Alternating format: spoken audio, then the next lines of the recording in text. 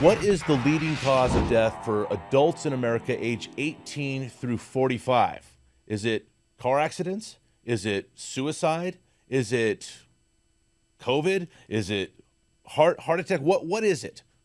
What do you think it is? Let me tell you what the leading cause of death is for adults in America ages 18 to 45. It is fentanyl poisoning. Not fentanyl overdose, but actual poisoning. And it's happening all over our nation. Like I said, leading cause of death, ages 18 to 45. And we are in a crisis right now in the United States with this attack. And it is an attack. It's a very deliberate, very designed attack on our population. And somebody who has firsthand information of the devastation that this attack has caused on our nation is with us today. Matt Capelouto, thank you so much for joining us. Thank you. Thank you, Pastor Tim. Thanks for bringing much needed attention to this matter. Yeah, we do need to have our eyes open to the reality that we are under attack here. Like I said, you have firsthand information. Just for my audience that may not know you, if you would just share just briefly your experience with the attack on our nation. Yeah, unfortunately, I lost a daughter back in 2019. She purchased what was marketed to her as a prescription painkiller to deal with some mental health issues that she was going through at the time. She received a counterfeit pill that was made with a lethal dose of fentanyl. She took half of this pill before going to bed, and it killed her. And our country is being inundated with this poison. It's being marketed to our youth via social media platforms, and we are under attack. Yeah, without a doubt. And just this week, President Trump has classified this attack in a certain way, and I think that what he has done is very important. Talk to my audience, if you would. What happened this week with Donald Trump? Yeah, this was great, and I do want to say this effort started years ago by a fellow bereaved father who lost his son to fentanyl poisoning, Jim Raw. Been fighting for this for years, and the president got wind of it and finally did an executive order declaring fentanyl as a weapon of mass destruction. And this is great. That's exactly what it is. The president articulated this very well the other day when he announced this. This is unlike anything we've ever seen before. It's more, he compared it to being much worse than a bomb.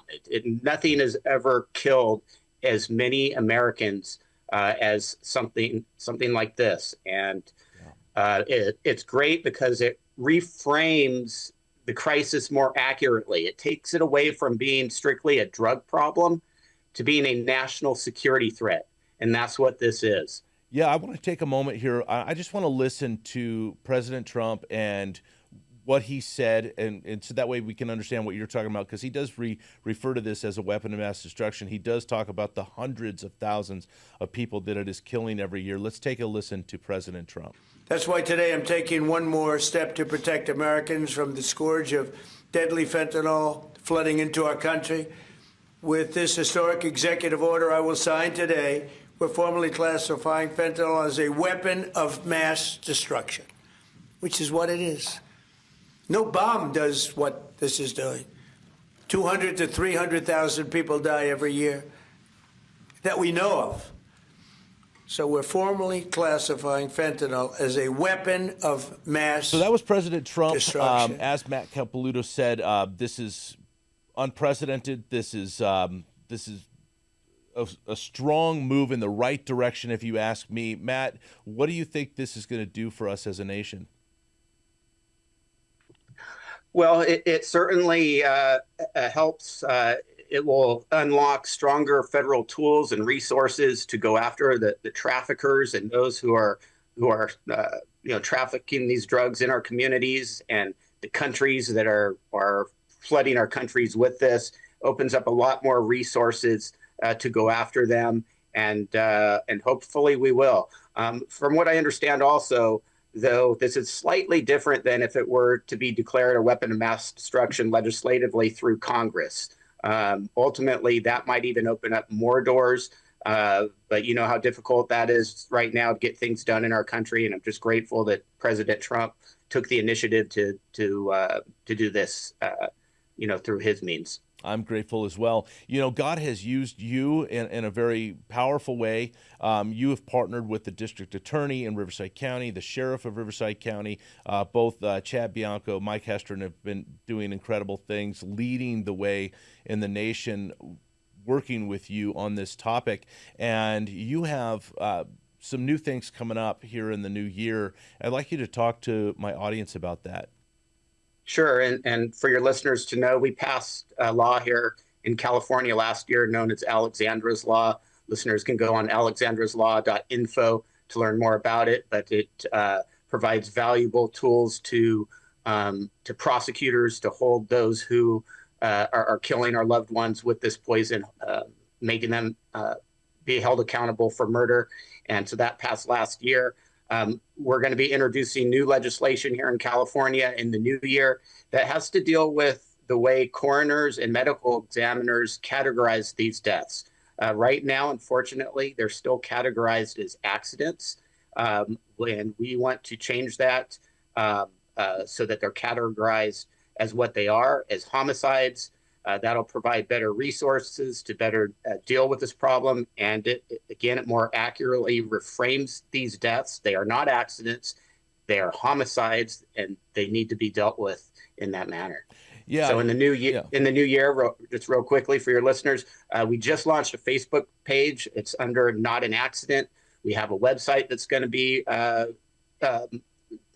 coming out at the beginning of the year. People will be able to go on notanaccident.info and get behind this effort as well. Yeah, you talk about it not being an accident, and this is one of the things that I know you've been very vocal about. I know Sheriff Bianco has been vocal about, is not referring to these as an overdose. And how often do we hear of people dying of a quote-unquote fentanyl overdose when these aren't overdoses? As you have said with your daughter, she didn't overdose on fentanyl. In her mind, she wasn't even taking fentanyl, and this is the problem. The investigation in my daughter's case, and what the drug dealer admitted to, was that my daughter was seeking the prescription painkiller Percocet. He sold her what he marketed as oxycodone pills, which is basically the same thing as Percocet, and he deceived her to death. They were not oxycodone pills. They were counterfeit pills made with lethal doses of fentanyl. And I will never say my daughter died from a drug overdose. No, she did not make a good decision in purchasing what she thought was a prescription drug illegally. But the person who, in my opinion, bears the burden of the blame is that drug dealer who deceived her to death. He didn't give a damn. He only cared about making a few dollars by selling her these pills. And it cost her life. And he should pay the price. Yeah, I agree 100%. And Matt, I just thank you for your continued tenacity and fighting for this issue. And I wish you so much blessing in your life as you continue to fight for the rest of the kids in our community. And like I said, leading cause of death, 18 years to 45 years in America, leading cause of death, fentanyl poisoning, and we have to be doing something about it. Glad to see that President Trump took this bold stance. Would love for my listeners to join you in making sure that we get this legislation passed. We have to flip the narrative. We have to get people to understand truly what is happening. So Matt Capelouto, thank you for joining us today. Thank you. Thank you. And I want to thank you all for tuning in. I want to invite you to go over to ourwatch.com, subscribe, become one of our watchmen. We truly appreciate that. Just so you know, if you become a watchman, that gets you priority access to many of our events. Next one that's coming up is January 30th with Brigitte Gabrielle. She is a national security expert, an expert on all things Islam, and it's surely going to be a night you do not want to miss. So subscribe, become one of our watchmen. You'll get that priority entrance, also priority to go and meet her after the event. Also want to ask you, share this video with your friends, your family, your neighbors. Get true information into their lives so they know what's going on. God has told us to watch and to be ready, and we certainly need to be paying attention to what is going on in the world today. So thank you for joining us. We'll see you next time here on Our Watch with Tim Thompson.